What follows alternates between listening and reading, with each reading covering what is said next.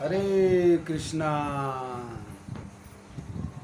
जय राधा माधव, जय कुंज बिहारी। जय राधा माधव, जय कुंज बिहारी। जय राधा माधव, जय कुंज बिहारी। जय गोपी जन वल्लभ, जय गिरिवरधारी। जय गोपी जन वल्लभ, जय गिरिवरधारी। जय राधा माधव, जय कुंज बिहारी।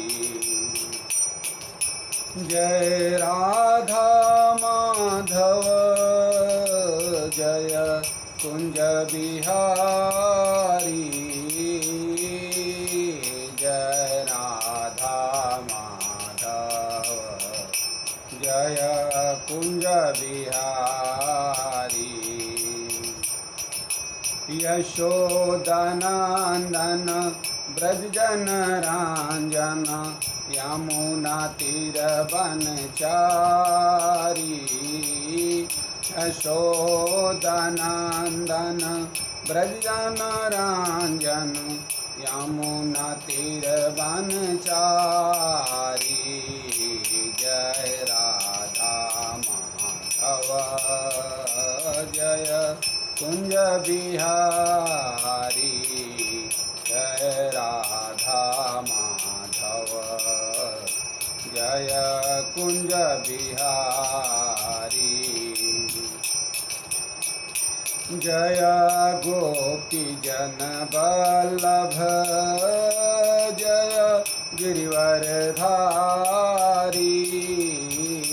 जय गोपी जन वल्लभ, जय गिरिवरधारी। जय राधा माधव, जय कुंज बिहारी। यशोदनंदन ब्रजजन रांजन, यमुना तीर वनचारी। जय राधा माधव, जय कुंज बिहारी। हरे कृष्णा, हरे कृष्णा, कृष्णा कृष्णा हरे हरे, हरे रामा, हरे रामा, रामा रामा, हरे हरे। हरे कृष्णा कृष्णा कृष्णा हरे हरे, हरे राम राम राम हरे। हरे कृष्णा कृष्णा कृष्णा हरे हरे, हरे राम राम हरे। हरे कृष्णा कृष्ण कृष्ण हरे हरे, हरे राम राम हरे हरे। हरे कृष्णा कृष्ण कृष्ण हरे हरे, हरे राम राम राम हरे हरे। हरे कृष्णा कृष्ण कृष्ण हरे हरे, हरे राम राम राम हरे हरे। हरे कृष्णा कृष्ण हरे रामो हरे रामो रामो रामो हरे हरे हरे कृष्ण कृष्ण कृष्ण हरे हरे हरे रामो राम राम हरे हरे हरे कृष्णा कृष्ण कृष्ण हरे हरे हरे राम राम राम हरे हरे हरे कृष्णा कृष्ण कृष्ण हरे हरे हरे राम राम राम हरे हरे कृष्णा कृष्ण कृष्ण हरे हरे हरे राम राम हरे हरे हरे कृष्णा कृष्ण कृष्ण हरे हरे हरे राम राम हरे हरे हरे कृष्णा कृष्ण हरे हरे हरे राम राम हरे हरे जय प्रभुपदा शिला प्रभुपदा जय जय जय प्रभुपाद जय शिला प्रभुपाद जय जय जय गुरुदेव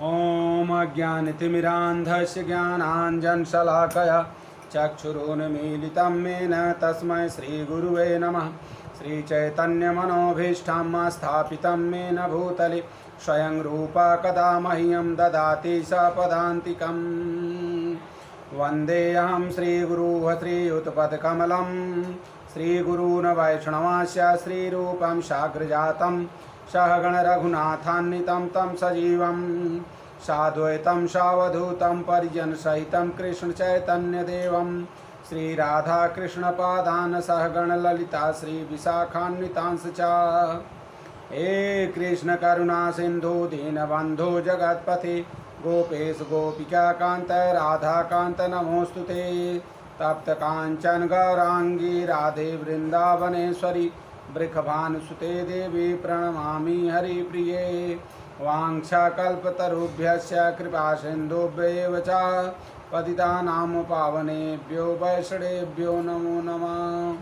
जय श्री कृष्ण चैतन्य प्रभु नित्यानंद श्री अद्वैत गदाधर श्रीवासादि गौर भक्तवृंद हरे कृष्ण कृष्ण कृष्ण हरे हरे हरे राम राम राम हरे हरे।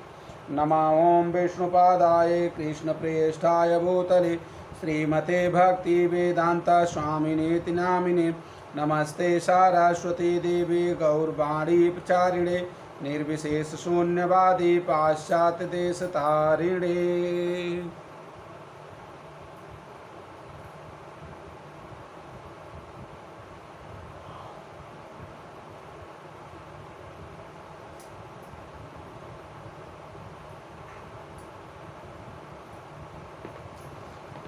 हरे कृष्णा।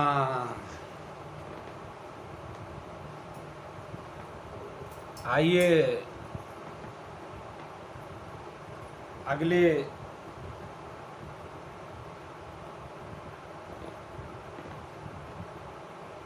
अध्याय के बारे में जानते हैं कि एक भक्त का व्यवहार गुरु के साथ कैसा होना चाहिए। आध्यात्मिक गुरु के साथ व्यवहार, एक भक्त जो होता है उसके जीवन में गुरु का क्या महत्व होता है और क्या महत्व होना चाहिए, क्या भक्त उसको उस प्रकार से अपने जीवन में उतार पाता है, ये जानना परम आवश्यक है। तो हम बुक पढ़ रहे हैं गुरु आश्रय 2 दूसरा पार्ट, और आज के पाठ का नाम है आध्यात्मिक गुरु के साथ व्यवहार। आध्यात्मिक गुरु के साथ एक भक्त का व्यवहार क्या होता है, क्या होना चाहिए, हम उसको जानने का प्रयास करते हैं। आइए,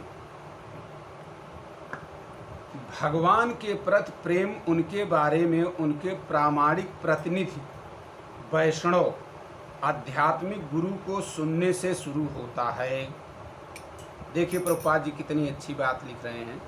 इसमें लिख रहे हैं जो भगवान के प्रति प्रेम, उनके बारे में उनके प्रामाणिक प्रतिनिधि वैष्णव आध्यात्मिक गुरु को सुनने से शुरू होता है। अभी आप प्रामाणिक गुरु का क्या मतलब हो गया? प्रामाणिक प्रतिनिधि, प्रामाणिक प्रतिनिधि का मतलब क्या है? अभी हम और आप जो है ऐसे तमाम लोगों के साथ अपने व्यवहार बना लेते हैं भक्ति जीवन में जो प्रामाणिक नहीं होते हैं। खुद नहीं पता होता है कि किस तरीके से जो है इनका ज्ञान प्राप्त है, जो हम इनसे ज्ञान लेने जा रहे हैं। तो ये प्रामाणिकता इनको कहाँ से प्राप्त हुई है? तो हम इसको कैसे जान सकते हैं प्रामाणिकता कहाँ से प्राप्त होगी?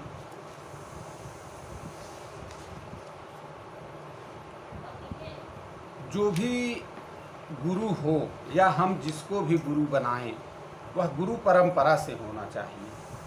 जैसे मान लीजिए अगर एक आम का पेड़ है, उस पे कोई व्यक्ति जो है फल तोड़ने के लिए चढ़ा और एक व्यक्ति नीचे है, तो उस व्यक्ति से नीचे वाले व्यक्ति को फल प्राप्त करना है तो कैसे प्राप्त करेगा? अगर वह व्यक्ति जो पेड़ पर चढ़ा है डायरेक्ट फल को नीचे ज़मीन पर जब गिरा देगा तो वो टूट जाएगा, फल जो है फट जाएगा। यानी जैसे ऊपर से फल चला था उस तरीके से नीचे खड़े हुए व्यक्ति को फल की प्राप्ति नहीं हुई। उसी प्रकार से जो हमारा आध्यात्मिक ज्ञान है उसी फल की भांति है कि जो व्यक्ति, जो गुरु हमको फल दे रहा है, वह जो है बीच से कैसे दे रहा है। अगर वही फल एक दूसरे के हाथ में दे करके फिर अगला दूसरे के हाथ में, फिर अगला दूसरे के हाथ में दे, तो वो फल जैसे के तैसे हमारे पास तक पहुंच जाएगा। उसी प्रकार से हमारी जो गुरु परंपरा है, इसमें जो लिख रहे हैं प्रामाणिक प्रतिनिधि, वो प्रामाणिकता कहाँ से शुरू होती है? वो प्रामाणिकता सबसे बड़े कृष्णा वंदे जगत गुरु, सबसे बड़े गुरु तो भगवान श्री कृष्ण हैं। तो उनके पास से जो फल प्राप्त हो वो किस तरीके से प्राप्त हो ये देखना चाहिए। वो परंपरा से एक के बाद एक, एक के बाद एक, स्टेप बाय स्टेप हमारे पास आना चाहिए। ये नहीं कि डायरेक्टली अगर बीच में कनेक्शन कटा हुआ है तो समझ लीजिए प्रामाणिक प्रतिनिधि नहीं है। और प्रामाणिक प्रतिनिधि नहीं रहेगा तो सही ज्ञान की प्राप्ति नहीं हो सकती, हम रास्ते पे भटक सकते हैं। तो सही परंपरा कैसे है? सबसे पहले गुरु कौन है? भगवान श्री कृष्ण स्वयं गुरु हैं। कृष्णा वंदे जगत गुरु, जगत गुरु हैं। उन्होंने अपना ज्ञान ब्रह्मा को दिया। देखिए किस तरीके से भगवान श्री कृष्ण ने अपना ज्ञान किसको दिया? ब्रह्मा जी को।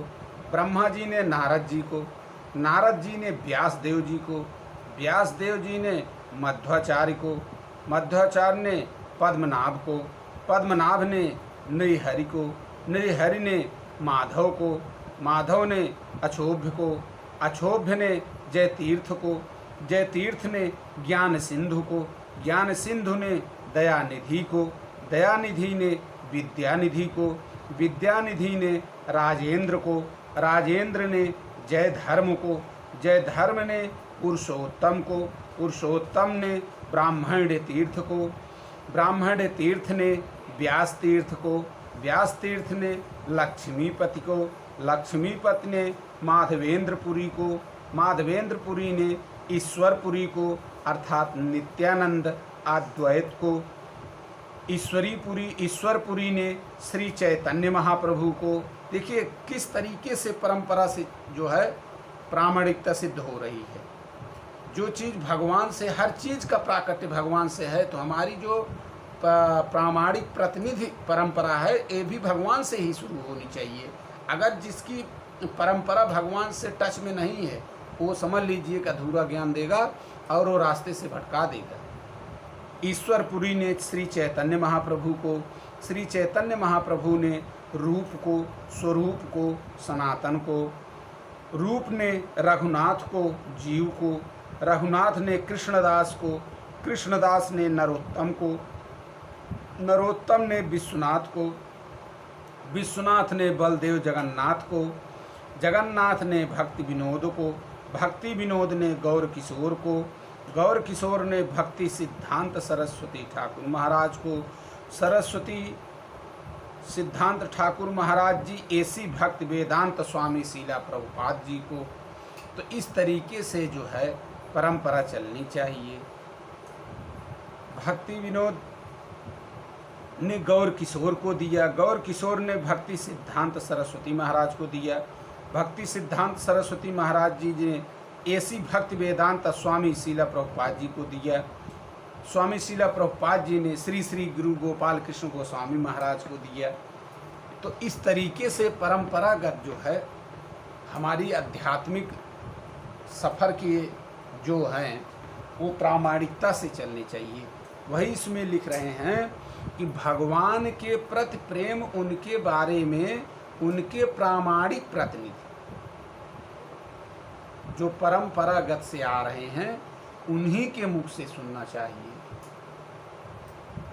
भगवान के बारे में प्रामाणिक वही है। आध्यात्मिक गुरु को सुनने से शुरू होता है, जो प्रामाणिक है उन्हीं से सुनना सबसे पहले शुरू होता है। इसको श्रवण कहते हैं। भक्ति के कुछ मुख्य अंग हैं। श्रवणनम, कीर्तनम, विष्णोः स्मरणम, अर्चनम, वंदनम, दास्यम, सख्यम, आत्मनिवेदनम। तो सबसे पहले भगवान की भक्ति जब शुरू होती है श्रवण से शुरू होती है, सुनने से। भगवान के बारे में जब हम सुनते हैं तो हमारे अंदर ये लालसा जागृत होती है कि हम भगवान के बारे में जानें, भगवान को देखें। इसलिए श्रवण सबसे महत्वपूर्ण है। कभी भी इसलिए भगवान की कथाओं को सुनना चाहिए। जब भगवान की कथाओं को हम सुनते हैं तो हमारे अंदर की सोई हुई जीवात्मा जगती है, भगवान के बारे में वो जानने की कोशिश करती है। उसके बाद हमारी सारी प्रक्रिया शुरू हो जाती है। श्रवणनम, कीर्तनम, पहले सुनिए फिर गाइए। जब सुनेंगे तब आप गाना चालू करेंगे। इसलिए सुनना बहुत ही महत्वपूर्ण है। हमारा जो आध्यात्मिक गुरु के साथ व्यवहार होना चाहिए, कैसे होना चाहिए, आगे देखिए। इसलिए भक्त का भगवान के साथ संबंध भगवान के प्रतिनिधि आध्यात्मिक गुरु के माध्यम से शुरू होता है। जब हम किसी गुरु से सुनते हैं तब हमारा जो संबंध है भगवान के साथ, इसलिए भक्त का भगवान के साथ संबंध, हमारा संबंध भगवान के साथ क्या है इसको हम कैसे जान पाते हैं? गुरु के माध्यम से। क्योंकि गुरु ही हमको सुनाता है, वो भी प्रामाणिक गुरु होना चाहिए, नहीं तो अनर्गल बातें सुनाएगा, अनाप शनाप सुनाएगा। ये चीज़ विशेष ध्यान रखना है। जिसको भी गुरु बनाएं प्रामाणिक गुरु हो, वो प्रामाणिकता से, गुरु परंपरा से। शिष्य समझता है कि भगवान कृष्ण ने उसकी रक्षा के लिए आध्यात्मिक गुरु को भेजा है। सभी वैष्णव शास्त्र इस बात पर जोर देते हैं कि किसी का कृष्ण के साथ संबंध का साक्षात्कार उसका गुरु के साथ संबंध के द्वारा होता है। भगवान के साथ हमारा क्या संबंध है, ये गुरु के संबंध से प्राप्त होता है, पता चलता है। जब हमारा संबंध गुरु से होता है, हमारा व्यवहार गुरु से होता है, संबंध हमारा गुरु के साथ स्थापित होता है, तब जाकर के हमको पता चलता है कि हमारा भगवान के साथ क्या संबंध है, क्योंकि गुरु ही बताएगा। वो शुरू शुरू में एक शिष्य का अपने आध्यात्मिक गुरु के प्रति पहचान का आभास होता है। देखिए कितनी अच्छी बात। शुरू शुरू में एक शिष्य का अपने आध्यात्मिक गुरु के प्रति पहचान का आभास होता है, लेकिन जब यह आभास उसके हृदय में दृढ़ विश्वास के रूप में प्रकट होता है, तब वह समझ पाता है कि उसके आध्यात्मिक गुरु परम भगवान श्री कृष्ण के द्वारा भेजे गए हैं। देखिए कितनी ऊंची बात। जब हमारे हृदय में यह दृढ़ विश्वास पैदा होता है, प्रकट होता है, तब हम लोग समझ पाते हैं कि आध्यात्मिक गुरु परम भगवान के भेजे हुए हैं। जब हमारे अंदर इच्छा जागृत हो जाती है भगवान के बारे में जानने के लिए, तब भगवान सबसे पहले यही कर्म करते हैं कि हमको आध्यात्मिक गुरु से मिलाते हैं। देखिए कितनी अजीब बात है। हम भगवान से प्रार्थना करते हैं तब हमको गुरु प्राप्त होते हैं, और गुरु जब प्राप्त होते हैं तब वो हमको भगवान को प्राप्त कराते हैं, और उसके आध्यात्मिक गुरु उसे इस जन्म और मृत्यु के भव सागर से छुटकारा दिला सकते हैं। देखिए क्या लिख रहे हैं, आध्यात्मिक गुरु उसे अर्थात भक्त को इस जन्म और मृत्यु के भव सागर से छुटकारा दिलाते हैं। जन्म मृत्यु जरा व्याधि, इससे छुटकारा कौन दिला सकता है? गुरु, और कोई नहीं दिला सकता। इसीलिए वेद का मंत्र बड़ा अच्छा मंत्र है। गुरुर्ब्रह्मा गुरुर्विष्णु गुरुर्देवो महेश्वरः। गुरुर्ब्रह्मा गुरुर्विष्णु गुरुर्देवो महेश्वरः। गुरुर्साक्षात् परब्रह्म तस्मै श्री गुरुवे नमः। गुरु क्या होता है? गुरुर्ब्रह्मा, गुरु ब्रह्मा है। कैसे ब्रह्मा? कैसे? गुरुर्ब्रह्मा गुरुर्विष्णु गुरुर्देवो महेश्वरः। गुरुर्साक्षात् परब्रह्म तस्मै श्री गुरुवे नमः। गुरु ही ब्रह्मा है, गुरु ही विष्णु है, गुरु ही महेश्वर है, गुरु ही पार ब्रह्म। ब्रह्मा क्या है? ब्रह्मा जो हैं वो सृष्टि की संरचना करते हैं। ब्रह्मा जो है सृष्टि की संरचना करते हैं। उसी प्रकार से हमारे जीवन की जो संरचना है उसको गुरु करते हैं। हमारे जीवन की जिस तरीके से ब्रह्मांड की रचना जो है ब्रह्मा जी कर रहे हैं, पूरे सृष्टि की रचना जो है ब्रह्मा जी कर रहे हैं, उसी तरीके से हमारे जीवन की जितनी भी सृष्टियां हैं, जितने भी व्यवहार हैं, सबकी संरचना गुरु करता है। गुरुर ब्रह्मा गुरुर विष्णु। विष्णु जी का क्या कार्य है? विष्णु जी पालन करता है। तो गुरु क्या करता है? हमारे जीवन में इस तरीके का व्यवहार लाता है कि हमारे जीवन का पालन होता है। गुरुर ब्रह्मा गुरुर विष्णु गुरुर्देवो महेश्वरः। महेश्वर का क्या काम है? शंकर जी का क्या काम है? सृष्टि का विलय करना, नष्ट करना। तो हमारे अंदर जो तमाम कुरीतियां व्याप्त हैं, तमाम बुराइयां जो व्याप्त हैं, गुरु क्या करता है? उसको विनष्ट कर देता है, नाश कर देता है उसका।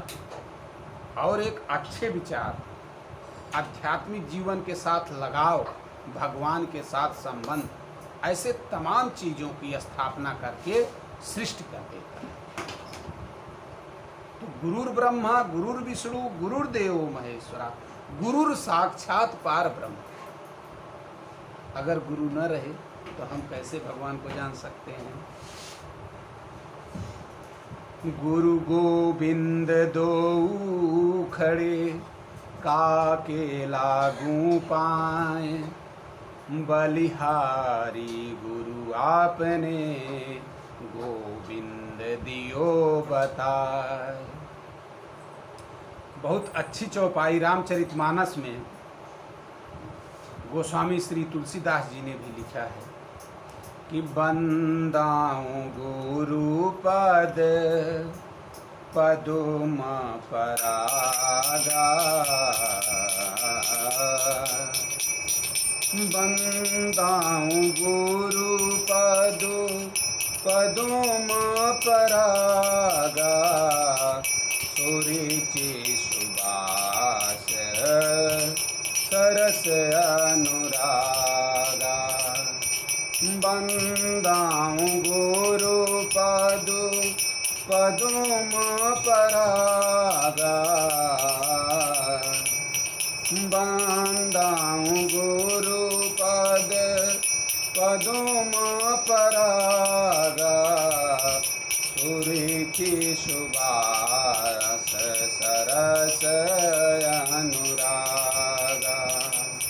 जय जय जय गुरुदेव गुरुदेव गुरुदेव।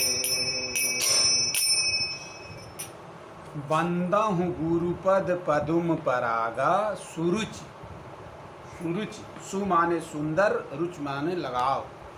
सुरुचि, अगर आपका अपने जीवन से लगाव खत्म हो गया है तो सुंदर लगाव प्रकट करने के लिए किसके पास जाएं? रुचि लाने के लिए जीवन में किसके पास जाएं? गुरु के पास।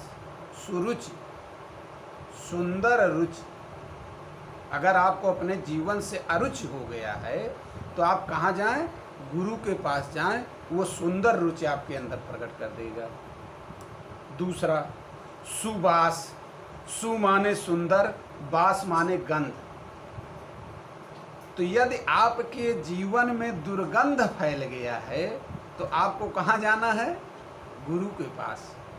सुरुचि सुबास। और जैसे ही आप गुरु के पास जाएंगे, गुरु क्या करेगा? सुंदर गंध आपके जीवन में भर देगा, अर्थात सुगंध भर देगा। सुरुचि सुबास सरस, सरस, स माने युक्त, रस माने रस।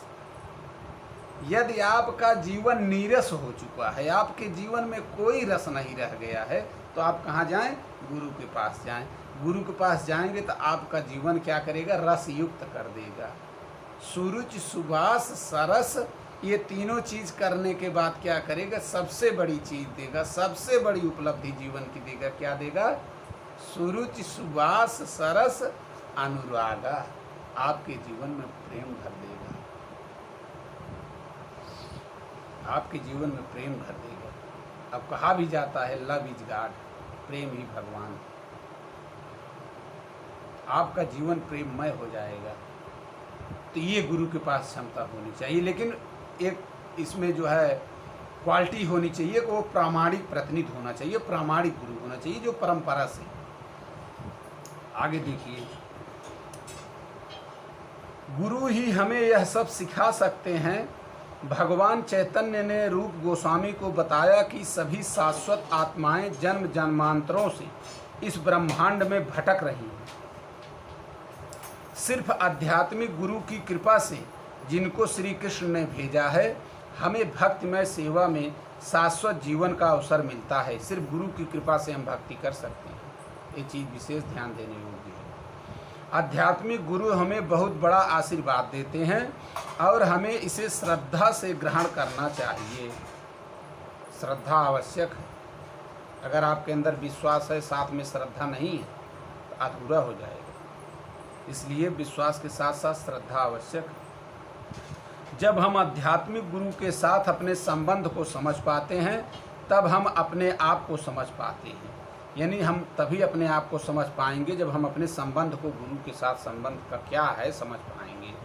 और भगवान के साथ अपने संबंध को समझ पाते हैं। तब जाकर के हम सबसे पहले अपने संबंध को गुरु के साथ समझें, फिर अपने संबंध को समझें, फिर जाकर के हमारा भगवान के साथ क्या संबंध है वो हम समझ पाते हैं। सारा उपलब्ध ज्ञान गुरु शिष्य परंपरा के द्वारा ले जाया जाता है। गुरु शिष्य परंपरा, परंपरा की बात बार बार आ रही है, ये चीज़ ध्यान देने योग्य। और आध्यात्मिक गुरु के माध्यम से हमें उपलब्ध होता है। इसलिए श्रील विश्वनाथ चक्रवर्ती ठाकुर अपने गुरु अष्टकम में कहते हैं कि हमें अपने आध्यात्मिक गुरु के चरण कमलों में सम्मान पूर्वक प्रणाम करना चाहिए। पहली सी गुरु के चरण कमलों में सम्मान पूर्वक प्रणाम करना चाहिए। शील प्रभुपाद एक पत्र में लिखते हैं, भोग अर्पित करने के लिए सभी कुछ आध्यात्मिक गुरु के सामने रखें। जब हम अपने अर्चा विग्रह पे या अपने घर में जो मंदिर है उसमें जब हम भगवान के लिए भोग अर्पित करते हैं तो सबसे पहले इसमें लिख रहे हैं, शील प्रभुपाद एक पत्र में लिखते हैं कि भोग अर्पित करने के लिए सभी कुछ आध्यात्मिक गुरु के सामने रखें। जो हम भगवान को भोग लगाने जा रहे हैं, सबसे पहले जो अपने गुरु हैं, जिनको गुरु बनाए हैं गुरु परंपरा से, उनके सामने ले जा कर के अपने सारे भोग को रखें, जिनका चित्र अल्टर में रखा होता है। इसका मतलब है आध्यात्मिक गुरु भोजन सामग्री को भगवान को अर्पित करने की जिम्मेदारी लेते हैं। हमारे अंदर इतनी क्षमता नहीं होती है कि हम डायरेक्ट जो है भगवान को कोई चीज़ खिला सकते हैं। वो योग्यता होनी चाहिए, वो योग्यता ही नहीं है। इसलिए हमको क्या करना है, सबसे पहले भोग अर्पित करने के पहले सारा भोग की सामग्री ले जा कर के गुरु के अल्टर के सामने, गुरु के चित्र के सामने ले जा कर के रखना है। तो गुरु उसको ले करके भगवान को खिलाने की जिम्मेदारी लेते हैं। इसलिए सिर्फ आध्यात्मिक गुरु को प्रार्थना करके सब कुछ संपूर्ण हो जाता है। अगर आप भगवान से नहीं प्रार्थना कर पा रहे हैं खाने के लिए, तो अपने गुरु से प्रार्थना कर लीजिए, समझ लीजिए अपने भगवान को खिला दीजिए। आध्यात्मिक गुरु को मिलने से पहले हम माया से भ्रमित रहते हैं, जिससे हमें यह भी नहीं पता होता कि हम जन्म और मृत्यु के कष्ट उठा रहे हैं। लेकिन गुरु हमारी आंखें खोलते हैं। जब हम उनसे यह समझ पाते हैं कि हम बार बार इस जन्म और मृत्यु के भव सागर में हैं, तब हम इच्छा करते हैं कि हम इससे बाहर निकले। जब हमारा व्यवहार गुरु के साथ होता है, हमारा संबंध गुरु के साथ होता है, तब हम जा कर के समझ पाते हैं कि हम इस जन्म मृत्यु के चक्कर में फंसे हुए हैं, बार बार आ रहे हैं जा रहे हैं, आ रहे हैं जा रहे हैं। और तब हमारे अंदर यह इच्छा जागृत होती है कि हम इससे बाहर निकलें। इसलिए हम उनके प्रति गंभीर हो जाते हैं। वह कृष्ण के प्रतिनिधि हैं। अगर वह हमारी सेवा स्वीकार कर लेते हैं तो हम सुरक्षित हैं। देखिए गुरु के लिए कितनी बड़ी बात। कृष्ण की असीम कृपा से आध्यात्मिक गुरु एक परम आनंदमयी भक्त है। आनंद की शुरुआत गुरु के साथ संबंध होने से ही चालू हो जाता है। वह हमेशा संकीर्तन आंदोलन से अप्रसन्न होते हैं। स्वाभाविक तौर से वह अपने शिष्य को पवित्र नाम का जप करने, नृत्य करने, गाने और संगीत वाद्य बजाने में व्यस्त रखते हैं। आध्यात्मिक गुरु एक पारस मणि की तरह है। देखिए कितनी बड़ी बात। पारस मणि, आध्यात्मिक गुरु क्या है? पारस मणि है। गुरु किस तरीके से पारस मणि है? पारस मणि का काम क्या है? अगर कहीं भी उसको टच कर दीजिए तो उसी प्रकार से जो है पारस मणि अपने समान बना देता है। उसी प्रकार से गुरु के संबंध में जैसे ही हम आते हैं, गुरु के टच में आते हैं, गुरु अपनी ही तरह हमको भी बना देता है। सारी कुरीतियों को निकाल करके अच्छाइयाँ भर देता है। वह हमें पवित्र नाम देते हैं और अगर हम नाम का जप भक्ति भाव से करें तो हम कृष्ण के साथ अपने संबंध का साक्षात्कार कर सकते हैं। कभी कभी आध्यात्मिक गुरु व्यक्तिगत रूप में हमारे साथ होते हैं, पर बहुत बार नहीं होते। लेकिन कैसी भी स्थिति में जब हम उनके निर्देशानुसार कीर्तन जप और नृत्य करते हैं तो हमारा संबंध बढ़ता है और सुदृढ़ होता है। अगर गुरु हमारे साथ नहीं भी है और हम उसके गुरु के कहने के अनुसार सारे क्रियाकलापों को कर रहे हैं, नृत्य कर रहे हैं, जप कर रहे हैं, कीर्तन कर रहे हैं, उनके निर्देशानुसार सारे कार्य को कर रहे हैं, तो हमारे संबंध बढ़ते हैं और प्रगाढ़ होते हैं, सुदृढ़ होता है। हम उनकी उपस्थिति और उनकी सहमति को महसूस कर सकते हैं। जब हम आध्यात्मिक गुरु के आदेशानुसार पवित्र नाम का जप करते हैं तो हम भगवान और उनके शुद्ध भक्तों के साथ हमेशा के लिए जुड़ जाते हैं। आध्यात्मिक गुरु हमें अर्चा विग्रह के साथ हमारे संबंध के बारे में बताते हैं। वे राधा और कृष्ण को प्रकट होने के लिए निमंत्रण देते हैं और अपने शिष्यों के सामने उनके विग्रहों को स्नान कराते हैं और वस्त्र पहनाते हैं। वे बड़ा उत्साह प्रदर्शित करते हैं क्योंकि उत्साह के बिना पूजा मात्र मूर्ति पूजा के समान है। भगवान की पूजा करने में उत्साह परम आवश्यक है, उत्साह जरूरी है, नहीं केवल मूर्ति पूजा रह जाती है। आध्यात्मिक गुरु नए भक्तों को व्यक्तिगत रूप से और बड़े प्रेम से सिखाते हैं ताकि उन्हें धीरे धीरे भगवान के दिव्य नाम गुण रूप इत्यादि का साक्षात्कार में मदद मिले। मंदिर में अर्चा विग्रह की पूजा या आध्यात्मिक गुरु की सेवा आज्ञाकारिता की अस्थायी भावना की अनुमति के साथ होनी चाहिए। भक्त की शुरुआत में भगवान के साथ हमारे संबंध में आज्ञाकारिता बहुत महत्वपूर्ण है और गुरु के साथ हमारे संबंध के माध्यम से यह उत्पन्न होती है। उनके आदेश से हम स्नान करते हैं, बैठकर महामंत्र का जप करते हैं और फिर मंदिर के कमरे में प्रवेश कर विग्रह को जगाते हैं और मंगला आरती करते हैं। आज्ञाकारिता की अनुभूति हमारे उत्साह को बढ़ाने में एक शक्ति की तरह है जब हम साधना के स्तर पर सेवा कर रहे हों। शील प्रभुपाद शिष्य को अपने गुरु महाराज के शब्दों को बिना किसी हिचकिचाहट का स्वीकार करना चाहिए। जो गुरु बोल दे उसमें हिचकिचाहट नहीं होनी चाहिए।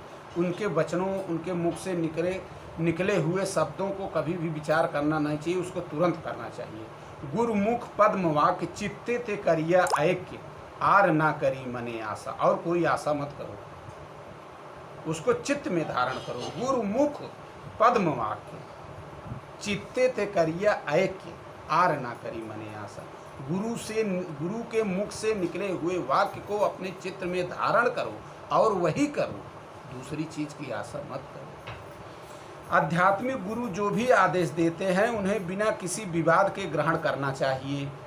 हाँ, ऐसी स्थिति कभी नहीं होनी चाहिए जब शिष्य कहे यह ठीक नहीं है, वह इसका पालन नहीं कर सकता, वह ऐसा कहता है, तब वह उसी क्षण गिर जाता है। अगर आपने गुरु के कहे हुए वचनों में जरा सा भी लेकिन लगाया तो आपका जो आध्यात्मिक स्तर है वो नीचे गिर जाएगा। लेकिन अगर एक शिष्य आध्यात्मिक गुरु के साथ अपने संबंध को मात्र औपचारिकता समझता है तो वह कृष्ण भावनामृत में प्रगति या साक्षात्कार नहीं कर सकता। केवल औपचारिकता नहीं होनी चाहिए, उसको अपने जीवन में उतारना है। केवल औपचारिकता रहेगा तो आप आगे बढ़ नहीं सकते, आध्यात्मिक जीवन आपका रुक जाएगा। गुरु पारिवारिक पुजारी के समान नहीं है जो कर्म कांड करते हैं, ना ही वह किसी संस्था द्वारा नियुक्त कोई बड़े व्यक्ति हैं जिनकी शिष्य के हृदय और मन में साक्षात उपस्थिति नहीं है, बल्कि आध्यात्मिक गुरु शिष्य के प्राणों का केंद्र हैं। जन्म जन्मांतर से वही मेरे भगवान हैं। देखिए कितनी बड़ी बात, गुरु को सब कुछ ही बता रहे हैं। आध्यात्मिक गुरु प्रसन्न होते हैं जब भक्त भगवत प्रसाद ग्रहण करते हैं। जब आप प्रसाद ग्रहण करते हो तो आध्यात्मिक गुरु प्रसन्न होते हैं, क्योंकि उनका यह दृढ़ विश्वास है कि भगवत प्रसाद भौतिक नहीं होता। आध्यात्मिक गुरु को पूर्ण विश्वास है कि जब उनके शिष्य भोग अर्पण करते हैं तो उनका भगवत धाम जाना सुनिश्चित है। इस प्रकार वे और उनके शिष्य सिर्फ स्वादिष्ट महाप्रसाद ग्रहण करके खुश हो जाते हैं। गुरु इस प्रकार कृष्ण के कृपापूर्ण रूप प्रसादम से हमें अवगत कराते हैं और वे सिखाते हैं कि प्रसादम लेते समय हमें भगवान चैतन्य और नित्यानंद से प्रार्थना करनी चाहिए कि वह भक्तिमय सेवा में हमारी मदद करें। देखिए कितनी बड़ी बात जो है बता रहे हैं। इसी प्रकार से आपको जब भी भोग लगाना है, सबसे पहले भोग की सारी सामग्री ले जा कर के गुरु महाराज के सामने रखें, गुरु परंपरा के सामने रखें। वो खुद भगवान को अर्पित कर देंगे और वो जो प्रसाद बन जाएगा भगवान उसको चख लेंगे। तो वही प्रसाद को जब हम खाएंगे तो हमारा शुद्धिकरण होगा। जब शुद्धिकरण होगा तो हमारा आध्यात्मिक स्तर ऊंचा होगा, हम अपने रास्ते पर चल पड़ेंगे। इसलिए गुरु का हमारे साथ व्यवहार क्या होना चाहिए, ये देखिए। इस पाठ के माध्यम से आपने जाना। इसी के साथ वाणी को विराम। हरे कृष्णा।